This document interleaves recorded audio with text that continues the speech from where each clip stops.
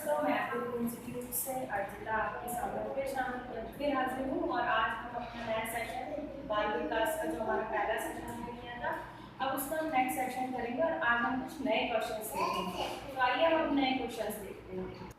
तो चलिए अब हमारा पहला क्वेश्चन देखते हैं। प्रतिभावान बालकों की पहचान किस प्रकार की जा सकती है? आपका पहला ऑप्शन है बुद्धि परीक्षण द्वारा, अभिरुचि परीक्षण द्वारा, उपलब्धि परीक्षण द्वारा या फिर उपयुक्त सभी। तो थोड़ा आप सोचिए कि प्रतिभावान बालकों की क्या पहचान हो सकती है, तो हम किस तरीके से हम उनको पहचान सकते हैं।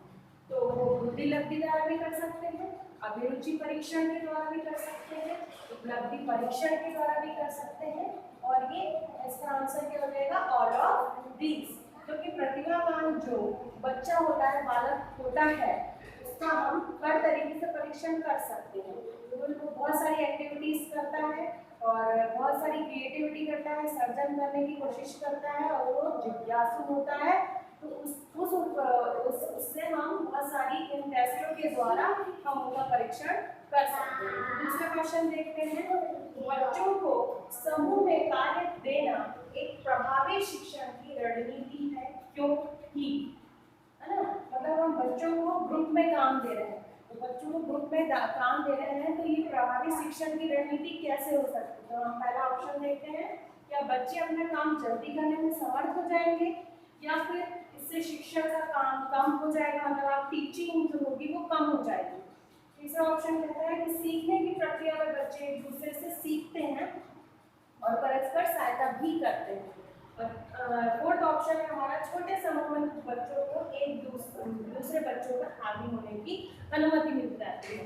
मतलब अगर हम बच्चों को समूह में कार्य करने के लिए बोल रहे हैं तो उससे बच्चा कैसे रिस्पॉन्स करेगा, कौन से तरीका होगा, या तो वो सीखेगा या तो वो नहीं सीखेगा। तो हमको इसमें ऑप्शन सही ऑप्शन देखना है कि इसके लिए इस क्वेश्चन के अनुसार कौन सा अच्छा आंसर होगा।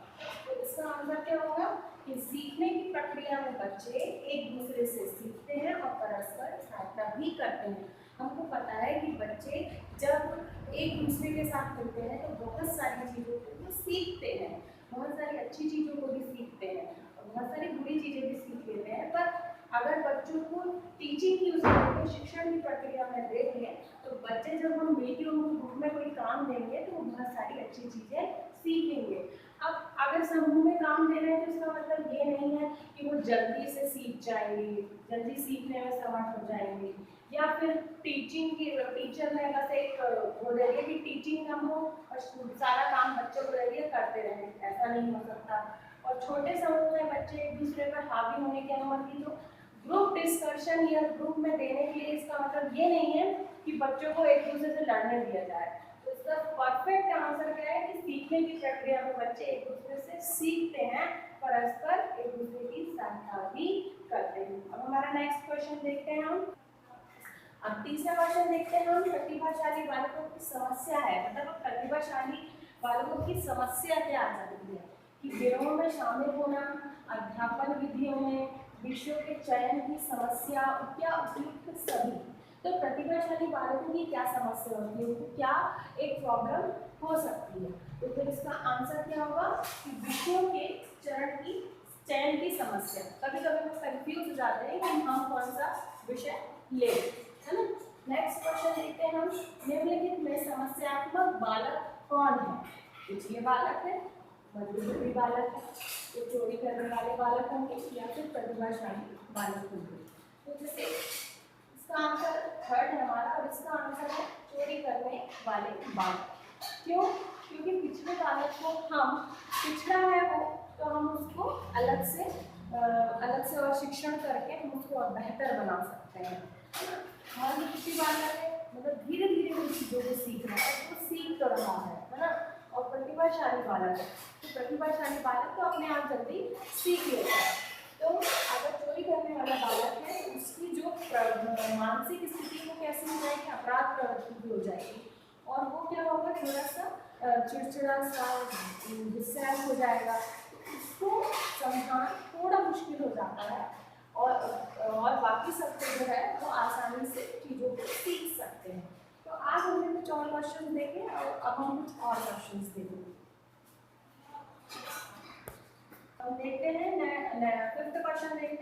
पिछड़े बालकों के लिए शिक्षा की क्या व्यवस्था होनी चाहिए? मूर्त विषयों की, अमूर्त विषयों की, सामान्य से अधिक विषयों की, उपयुक्त सभी।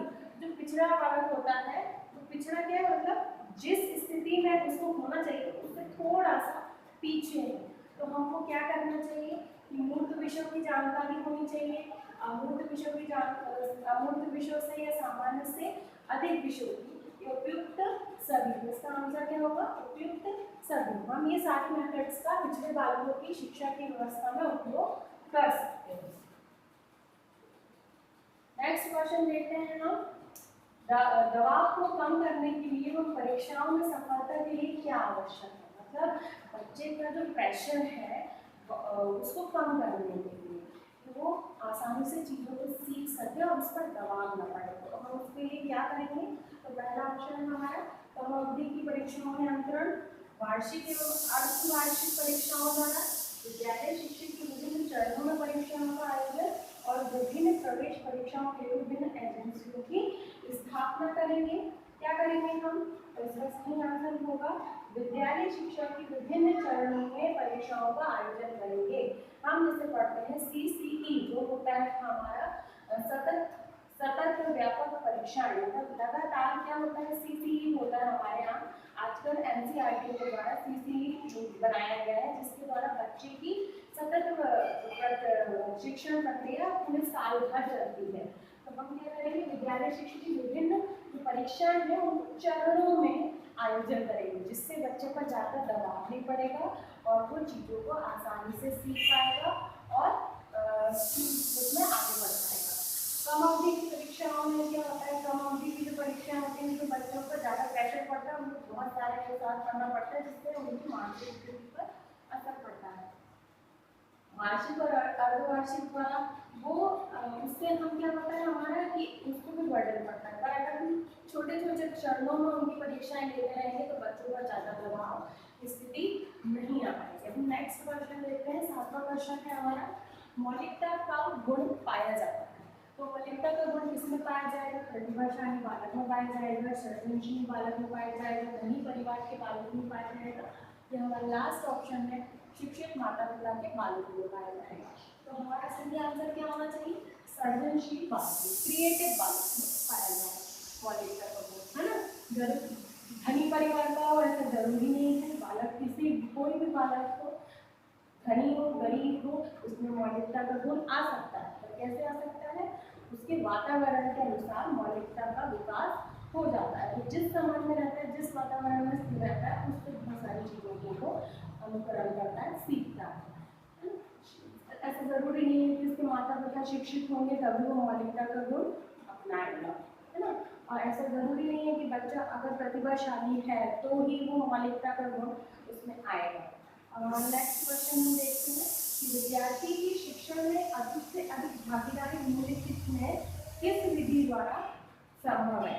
मतलब शिक्षण में विद्यार्थी की जो शिक्षण की जो प्रक्रिया है वो अधिक से अधिक कौन सी विधि जो होती है वो बहुत ज़्यादा अच्छी होती है, जिससे कि वो बहुत ज़्यादा चीज़ों को सीख सकता है। तो इसका पहला ऑप्शन है हमारा पाठ्य पुस्तक विधि, व्याख्यान विधि, श्रव्य दृश्य विधि या वार्तालाप विधि। पाठ्य पुस्तक विधि मतलब बुक मैथड से बुक पढ़ता जाएगा, व्याख्यान विधि मतलब मैं लेक्चर देती जाऊँ और सामने वाला बच्चा बस सुनता जाए, है ना। और तीसरा है ऑडियो विजुअल विधि मैथड या फिर कम्युनिकेटिव मैथड, है ना। इनमें से कौन सी जो है विधि बहुत ज़्यादा इफेक्टिवफुल है? तो इसका आंसर होगा हमारा वार्तालाप विधि। वार्तालाप जो विधि होती है, जो कम्युनिकेशन होता है, कम्युनिकेशन मैथड जो होती है वो बहुत इफेक्टिव होती है। हम एक दूसरे से बात करके बहुत सारी चीज़ों को सीख सकता है, बच्चा भी इस तरीके से बहुत सारी चीज़ों को सीख सकता है बात करके, या किसी टॉपिक पे भी अगर वो डिस्कशन कर रहा है तो वो वार्तालाप की विधि के द्वारा बहुत अच्छे से उस चीज़ को सीख सकता है ना। तो पाठ्य पुस्तक विधि में तो वो सिर्फ पाठ्य पुस्तक में रटने वाली चीज़ें होगी, रटना जो है वो बिल्कुल भी हमारी NCERT में उसको अलाउ नहीं करते हैं, है ना। व्याख्यान विधि भी थोड़ी सी बोरिंग हो जाती है एक समय के बाद, और श्रव्य दृश्य विधि भी इतनी इफेक्टिव नहीं होती जितनी की वार्तालाप विधि होती है। इसका क्या है? Communicative method. अच्छा, हमारा ये क्वेश्चन था, ये फिफ्थ क्वेश्चन ये थोड़ा सा गड़बड़ हो गया है इसका, देखते हैं हम इसको एक बार फिर से। ठीक है, पिछले बालकों के लिए शिक्षा की क्या व्यवस्था होनी चाहिए। तो मूर्त विषयों की, अमूर्त विषयों की, सामान्य से अधिक विषयों के उपयुक्त सभी। तो अगर हम पिछले बालकों की बात करते हैं तो इसका सही आंसर डी नहीं होगा, इसका सही आंसर होगा मूर्त विषयों। अब मूर्त विषयों की मतलब कॉन्क्रीट सब्जेक्ट, मतलब जिसमें वो देख सकेगा चीजों को, और जितना ज्यादा किसी भी चीज को देखेगा उस चीज से ज्यादा सीखेगा। तो पिछले बालकों को हमको क्या करना है कि चीजों को दिखाकर उस चीज को ज्यादा से ज्यादा प्रैक्टिकल नॉलेज देकर उसको सिखाना है ना। अगर हम अमूर्त की बात करते हैं तो इसमें वो सिर्फ इमेजिनेशन करता है, सिर्फ सोचता है कि हाँ ये चीज ऐसी हो सकती है। और एक से अधिक विषय की अगर बात करें तो पिछले बालक को ज्यादा तकलीफ होती है ना। तो इसका ऑल ऑफ दीज नहीं होगा, इसका आंसर होगा मूर्त विषय द्वारा, है ना। तो हम नेक्स्ट क्वेश्चन देखते हैं। 9th क्वेश्चन क्या कहता है हमसे, सीखने की सरलतम विधि कौन सी है। अनुकरण की, मूल की, अंतर्दृष्टि की या फिर अनुबंध की। तो सीखने की सरलतम विधि कौन सी है, अनुकरण। अनुकरण द्वारा जो बच्चा होता है वो बहुत जल्दी सीखता है, मतलब कि एक दूसरे की नकल करके बच्चे जल्दी सीखते हैं। अगर हम छोटे बच्चों की बात करें तो अपने आसपास के वातावरण जो उनके मम्मी पापा करते हैं तो छोटा बच्चा जल्दी से सीख जाता है। 0 से 2 साल का बच्चा अनुकरण द्वारा बहुत जल्दी से सीख जाता है। हम भी बहुत सारी चीज़ों को अनुकरण करके सीखते हैं। अगर हम नेक्स्ट क्वेश्चन देखते हैं कि 10th क्वेश्चन देखते हैं तो क्या कहता है कि अधिगम अनुभव के कारण हमारे मौलिक व्यवहार में संशोधन है। ये परिभाषा किसने दी, मतलब कहने का है कि जो अधिगम अनुभव है, अधिगम अनुभव है मतलब लर्निंग का जो एक्सपीरियंस है उसके कारण हम मौलिक व्यवहार में कैसे परिवर्तन, कैसे संशोधन कर सकते हैं। तो ये किसने कहा है, तो इसका आंसर है कैल्विन ने कहा है कि हम सीखने की जो एक्सपीरियंस है उससे हम अपना मौलिक व्यवहार में परिवर्तन ला सकते हैं। तो नेक्स्ट क्वेश्चन देखते हैं कि पैवलव की क्लासिकल अनुबंधन संबंधी प्रयोग किस पर आधारित है। तो हमने पैवलव पढ़ा है ना। तो पैवलव जो थे, ये पैवलव ने किस पर एक्सपेरिमेंट किया था, तो उन्होंने कुत्ते पर एक्सपेरिमेंट किया था, है ना। कि उसको एक उसमें बंद कर दिया था, फिर उसको खाने की चीज़ दी थी, तो फिर उसकी लार निकलने लगी थी, सलाइवा निकलने लगा था। तो वो कैसे क्लासिकल अनुबंधन किया था, मतलब अभिक्रिया पर प्रतिक्रिया किया था, मतलब रिएक्शन पर एक्शन किया था उसने। तो ये किस पर किया था, एक्सपेरिमेंट कुत्ते पर किया था। नेक्स्ट क्वेश्चन देखते हैं, निचली कक्षाओं में शिक्षण की खेल विधि किस पर आधारित है। तो हम अगर छोटी क्लासेस में देखें तो शिक्षण की कौन सी विधि जो है वो किस पर आधारित है, तो शारीरिक शिक्षण कार्यक्रम में, शिक्षण विधि द्वारा, विकास एवं वृद्धि के मनोवैज्ञानिक सिद्धांत द्वारा, या शिक्षण के समाजशास्त्री सिद्धांतों के द्वारा। तो अगर हम निचली कक्षाओं में देखें तो ये खेल मेथड है जिसको हम प्लेवे मेथड कहते हैं। ये किसने दिया हमें, फ्रॉबेल ने इसको हमको दिया। और इसके उनके अनुसार जो खेल विधि है वो किस चीज में ज़्यादा डेवलपमेंट करेगी, तो विकास एवं वृद्धि के मनोविज्ञान सिद्धांत पर आधारित है, जिससे कि विकास भी होगा और वृद्धि भी होगा और उसकी मानसिक जो क्षमता है वो बहुत ज़्यादा बढ़ेगी। तो इस सिद्धांत पर खेल विधि जो फॉब्रे द्वारा की गई थी वो जो है वो आधारित है ना। तो आज हमने देखे कि आज हमने बाल विकास के बहुत सारे क्वेश्चनों को किया और हम आगे भी ऐसे ही क्वेश्चन करते जाएंगे। अगर आपको मेरा सेशन पसंद आया हो तो प्लीज़ लाइक करें और प्लीज़ सब्सक्राइब करें और इसको आगे से आगे फॉरवर्ड करें और मुझे और आपको अगर ये लाइक हो तो आप और लाइक करें। बहुत